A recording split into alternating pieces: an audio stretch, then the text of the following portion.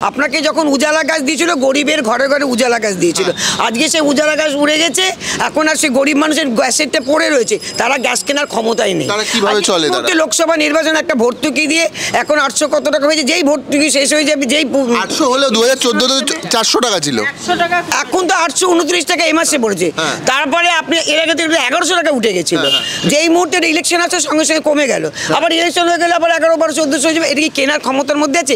আমাদের ছেলেমেয়েদের চাকরি আছে, আজ মিউনিসিপ্যালিটিতে চাকরি করছে ছেলেপেলেরা হাজার করেছে, 12 সালে ইয়ে হওয়ার কথা, পার্মানেন্ট হওয়ার কথা, সেই ছেলেপেলেকে বসিয়ে রেখে নতুন করে টাকা দিয়ে রিক্রুটমেন্ট হয়ে গেল, আর সেই ছেলে মেয়েগুলো ভবিষ্যৎ শেষ হয়ে গেল। ভবিষ্যৎ আর তো চাকরি করার বয়স নেই, নতুন চাকরি তো আর পাবে না। আর যে সমস্ত ছেলেমেয়েরা আজকে চাকরির পরীক্ষা দিয়ে দিনের পর দিন রাস্তায় বসে রয়েছে, তাদের কোনো রিক্রুটমেন্ট ব্যবস্থা হচ্ছে না কেন? আমাদের এটা মায়েদের কাছে অভিযোগ, এই ছেলেপেলেগুলোর ভবিষ্যৎ কি হবে বলুন? এরা এত শিক্ষিত, মেরিট বিক্রি হয়ে যাচ্ছে, মেধা বিক্রি হয়ে যাচ্ছে। যে কটা ঘটনা আপনারা বললেন, আপনার মনে হয় এই সামনের লোকসভা নির্বাচনে তার একটা প্রভাব পড়বে, নাকি আরেকবার ভোট হবে জাত পাত ধর্ম, হিন্দু মুসলমান, মন্দির মসজিদ এর ভিত্তিতে ভোট হবে? এবার একটা বলি, জাত পাত ধর্মটা হচ্ছে, এটা হচ্ছে আইওয়াস। আপনার এনভায়রনমেন্ট বন্ডের এখন ইলেকশনে কোটি কোটি টাকা নিয়েছে সব দলগুলো, কোটি কোটি টাকা নিয়েছে, যেমন বিজেপি তেমনি তৃণমূল তেমনি সব জায়গায় নিয়েছে। এবং আপনি ওষুধের দাম আজকে আকাশ ছোঁয়া, এটাই আমি জিজ্ঞাসা করছি, কোম্পানিগুলো থেকে মোটা মোটা টাকা তুলে নেওয়া হয়েছে। ইলেকট্রিক বিল দেখুন, কেরালাতে 3 টাকা ইউনিট, আর আমার এখানে 7 টাকা 8 টাকা ইউনিট। আমরা কোথা থেকে কজন লোকে পারবো? আজকে বাড়ি বাড়ি এসি উঠে গেছে, কিন্তু চালাতে পারবো? আমাদের ঘরে কি সম্ভব? এটা চলে না। আমরা আমাদের মতন এরকম প্রচুর পরিবারে আজকে হাই স্ট্যান্ডার্ড লোক কম, নিম্নবিত্ত মানুষ সংখ্যা বেশি, এদের কথা ভাববার মতন কেউ নেই, এদের কথা কেউ ভাবছে না। এদের অবস্থাটা কি দাঁড়ায়? আপনাদের ওষুধ খরচা কত হয় প্রতি মাসে, যারা ওষুধ খান, মানে ডেইলি পেশেন্ট? আমরা কিনতে পারি না ভাই, আমি কিনতে পারি না। আমি লোকেদের চাই 7000 উঠে যাও, মাসে 7000 টাকা খরচা ওষুধের, 5 থেকে 7 আমাদের 3000 টাকা ইনসুলিনের দাম, তার সঙ্গে আরো সুগারের ওষুধ আছে, আদার্স 3500 টাকা মাসে ওষুধ। 7000 টাকা তো এখানে একটা সাধারণ লেবারের মাইনে প্রতি মাসে, সেই টাকা আপনাদের ওষুধ কিনতে হয়। ওরা মাসের অর্ধেক চলে যায়, তাও বেতন পায় না। এরা এত ময়লা নিচ্ছে, ওরা আমাদের আসল বন্ধু, কিন্তু ওরা মায়না পায় না 18 তারিখ 19 তারিখ অব্দি। এটা একটা কথা? ওরা আমাদের পরম বন্ধু। ওরা বাচ্চার পড়াশোনা করতে মা বাবার ওষুধ কোথায়, কি করে দেবে আমার ছেলে? দিতে পারে না আমার ছেলে আমাকে ওষুধ। আমি একটা করে দুটো করে ওষুধ কিনে নিয়েছি, যখন যন্ত্রণা হয়, তারপরে আমি ওষুধ খেতে পাই না। আমার পরিবারে এরকম দুর্বিষহ অবস্থা। আমি আমার পরিবার নিয়ে বিচার করতে বলছি না, মেজরিটি পার্সেন্ট 70% মানুষের আজকে সংসারে এরকম অবস্থা। আজকে পেনশন বন্ধ হয়ে গেল, যারা আগে চাকরি করতে পেনশন পাচ্ছে, আগামী দিন কি অবস্থা? আগামী দিনে মানুষের পেনশন পাবে না। সব সরকারি, যেমন কেন্দ্রীয় সরকার তেমনি রাজ্য সরকার, সবাই পেনশন উঠিয়ে দিল, সরকারি চাকরি উঠে গেল, স্টেশনগুলো বিক্রি হয়ে যাচ্ছে সম্পূর্ণ। বেশি আপনি শিয়ালদা স্টেশন দেখুন, পিসি চন্দ্র সেন এদেরকে দিয়ে দিল। আর আমার গরিব হকাররা আজকে সেই শিয়ালদা স্টেশনে বসতে পারছে না, তাদের ইনকাম বন্ধ। তাহলে এই ছেলে মেয়েগুলোকে এটা হকারি করে খাবে, সেটাও নেই, সেটাও বন্ধ, কিচ্ছু নেই দাদা, সম্পূর্ণ শূন্যের উপর ভাসছি আমরা, শূন্যের উপর 100 বার। আগামী দিন অন্ধকার, অন্ধকার, নির্বাচন হবে, ঘরে ঘরে সুইসাইড করছে এখনই। না না, বোতাম টেপা কি হয়? ভোটে হয়েছে, ভোট দিতে পারেন না আপনারা? না, ভোট দিতে পারিনি মিউনিসিপ্যালিটি ভোটে, পুরো দখল করে নিল।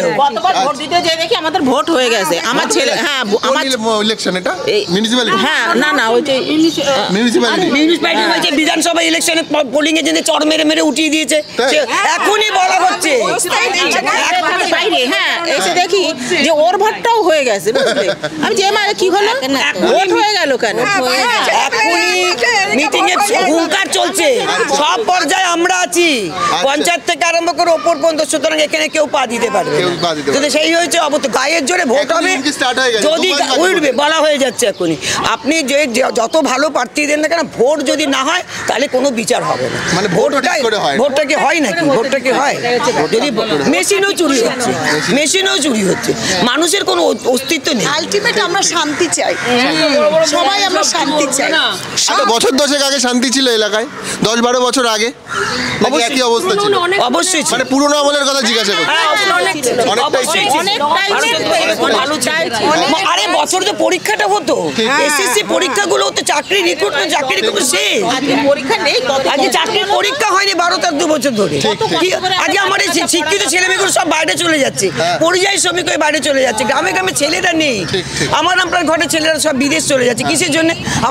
আমার ভারতবর্ষে কি নেই, কি সম্পদ ছিল না আমার ভারতবর্ষে? আমাদের কয়লার খনি শেষ, আমাদের পেট্রোল শেষ, আমাদের কি আছে আমাদের দেশে? আমাদের সারা ভারতবর্ষে বিক্রি হয়ে যাচ্ছে, বলার শেষ হবে না। অনেক অভিযোগ, অনেক ধন্যবাদ আপনাদের। যন্ত্রণা ভুক্তভোগী পাচ্ছি না, একটা খেতে বাচ্চা পাচ্ছি না। পড়াতে কতটা কষ্ট করতে হয় বলো মায়েদের? ঠিকই তো, হ্যাঁ? তারপর যদি চলে খোয়া ভাঙে, ইট মাথায় করে নিয়ে যায়, সেই মা কি পারে সহ্য করতে? আমার কথা এটাই বলো। তাহলে আমরা চাইবো সব দল মিলে একটা দল হোক, তারপরে ভোটটা হয়েছে এটা ঠিক মতো তারপরে কি? বর্তমান সরকার সব মন্ত্রী জেলে। না সব দল মিলে একটা ভোট হোক, একটা দল হোক। সেই সরকার কি চলবে? তো জেলে কি আছে, এবারও জিতবে, এবারও জিতবে। সবাই খারাপ, সবাই মুখে মুখে খারাপ, এবারও জিতবে, দেখে নাও না, এবারও জিতবে। বাইক বাইমনি দৌড়াবে, বাইক বাইমনি তারা করে বেড়াবে। মন্ত্রীরা অন্যায় করলে তাদের হুইল চেয়ার, আর আমরা কিছু করলে আমাদের পিঠ মুড়াতে বেঁধে রাখে। হ্যাঁ, এরা সবাই চোর, হেরায় জিতবো, এই কয়ে দিলাম কথাটা। যারা চোর তারাই জিতবে। যারা চোর তারাই জিতবো, সুতরাং এটা আমরা কথা কয়ে লাভ নেই। আরো 5 বছর এরা থাকবে, ঠিকই তো। আরো 5 বছর এরা থাকবে, কোনো ব্যাপার না। একটা কথা তো বলতেই হবে। যারা ক্ষমতা আছে যে যায় লঙ্কায় সে হচ্ছে চোর, সব রাবণ একরকম অবস্থা হয়েছে। এন্ডল বন্ডে কোটি কোটি টাকা কেন্দ্রীয় সরকারও নিয়ে নিয়েছে, এরাও নিয়েছে। দিল্লি আর এখানকার সরকার তো সব জায়গা থেকে চুরি করে, ত্রিপল পর্যন্ত চুরি হয়, রেশনের চাল পর্যন্ত চুরি হয়। তাহলে কি জায়গায় বাস করছে? সব আমরা এই কাকিমাদের সাথে কথা বলছিলাম। আপনারা সবাই মর্নিং ওয়াকে এসেছিলেন বোধহয়? গ্রুপ আছে। আচ্ছা, গ্রুপ আছে মর্নিং ওয়াকে, ভোরের সাথে। আমরা এই কাকিমাদের সাথে কথা বলছিলাম, এনারা এখানে মর্নিং ওয়াকে প্রত্যেকদিন সকালবেলা আসেন। মানুষের প্রচুর অভিযোগ জানেন তো, মানে শেষমেশ একজন বলে দিলেন যে যারা চুরি করবে তারাই জিতবেন। একজন মহিলা কাকিমা তিনি বললেন যে তার ওষুধ সে পুরো কিনতে পারে না, মানে দুটো কিনে এনে খায়, আবার খুব প্রয়োজন হলে আবার খায়। একজন বললেন যে প্রতি মাসে তার 7,000 টাকা ওষুধের বিল দিতে হয়, 7,000 ওষুধের বিল দিতে হয়। রক্তটা কোনো মুছা যাচ্ছে না, একটা ন্যাকড়াও নেই দিদি, মাথাটা ফেটে গেছে।